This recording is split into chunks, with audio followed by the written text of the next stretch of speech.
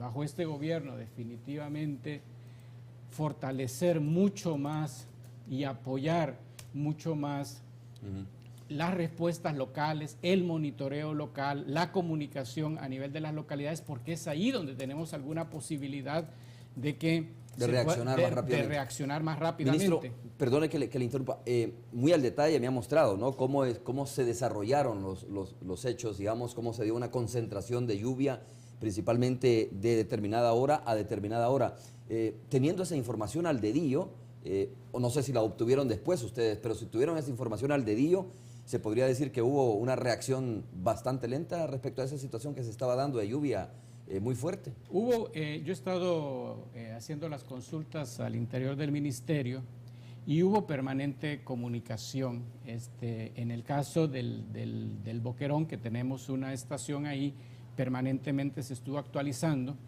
En el caso de San Vicente, hubo un problema en el sentido de que esa es una estación telemétrica, o sea, que manda los datos, y entre las 10 de la mañana, digamos, se tuvo un dato como a las 10 de la noche, 9 de la noche, que todavía no era tan intensa la lluvia, y el siguiente dato se transmitió 4 horas después. Entonces ya cuando en realidad... Ya la tragedia había sucedido. Entonces yo creo que hay todo un tema ahí también de cómo monitoreamos estos fenómenos. Definitivamente tenemos que hacer mejoras sustanciales en la red de monitoreo. ¿Por qué tarda tanto un informe? Hay un lapsus de 4 horas de un informe a otro informe cuando hay una situación de emergencia. Prácticamente había una alerta naranja, si no me recuerdo. Tiene que ver con el funcionamiento de estas estaciones.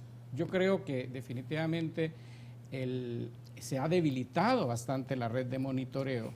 Los equipos no están funcionando como deben funcionar y parte de las inversiones que tenemos que hacer bajo este gobierno es volver a restablecer una red de monitoreo que funciona muy bien.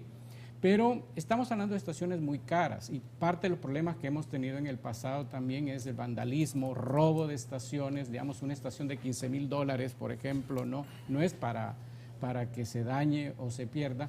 Y esto supone que la población local de alguna manera tiene que involucrarse mucho más en proteger también esos activos. O sea, es para su protección. Y obviamente si nosotros tenemos una red de monitoreo que ya cuando llegan situaciones de ese tipo, minuto a minuto me está reportando, pues también ahí viene el tema de cómo comunicamos eso y a quién lo comunicamos. No basta comunicarlo a la dirección central, hay que comunicarlo localmente, a las alcaldías, a los pobladores, pero esto tiene que ver, bueno, cuál es el tipo de organización local que tenemos, cuál es el sistema de comunicación que tenemos, y aquí vienen reformas que tenemos que hacer a través de la CIGET, porque tenemos que poner la red de telefonía celular al servicio de este tipo de situaciones. Y ha ocurrido en el pasado que cuando se envían mensajes masivos, los mensajitos, que son bloqueadas por las compañías telefónicas. Entonces, hay todo un trabajo que tenemos que hacer, que pasa por el monitoreo, que pasa por la comunicación y sobre todo por activar los mecanismos locales de una manera efectiva. Recordemos que esto ocurrió a las 2 de la madrugada. Entonces, significa que a la medianoche la población tiene que estar muy activa, digamos, pero también está el problema de cuáles son las opciones que tenemos. Sabemos que eso viene, no sabemos por dónde viene y qué hace la población.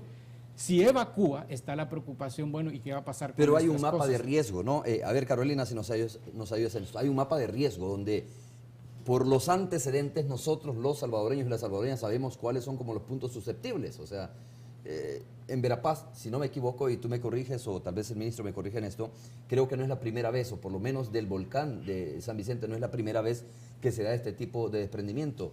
Quiero recordar que yo cuando hacía trabajo como reportero fui una vez a ese sitio precisamente y sucedió una tragedia, tal vez no de esta magnitud, pero de igual manera había desprendimientos muy fuertes del volcán de San Vicente.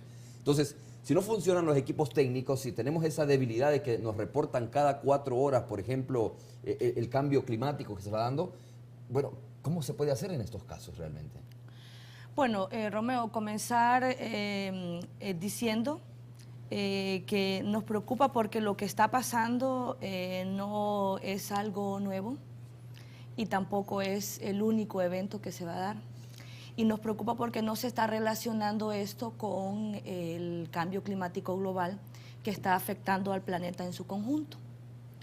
Y cuando hablamos de mapa de gestión de riesgo, hay que remitirnos inicialmente que tenemos informes de panel de más de 180 científicos del panel intergubernamental de cambio climático. Tenemos informes e investigaciones de país, de Abel Centella, de Cuba, de Víctor Magaña, que es un científico mexicano, en donde ya se nos avisa que tenemos una incertidumbre climática, y en el marco de esta incertidumbre climática, dentro de los impactos que se prevé son precisamente el incremento de la intensidad de las precipitaciones, ¿ya? De tal forma de que lo que ha pasado es una evidencia de eso, que una lluvia que se acumuló y no cayó en una semana, es decir, cayó en 2 horas, cayó en 3 horas y lo que el ministro planteaba en 24 horas. Entonces, de eso ya se tienen las proyecciones científicas, nos remiten hacia eso, y por lo tanto, si esas son las proyecciones científicas en esta incertidumbre climática, lo que tenemos que hacer es prepararnos para esta incertidumbre científica, que ya plantea que las dos tendencias del cambio climático son las sequías, que ya los vivimos a mediados de año y que hay ya impactos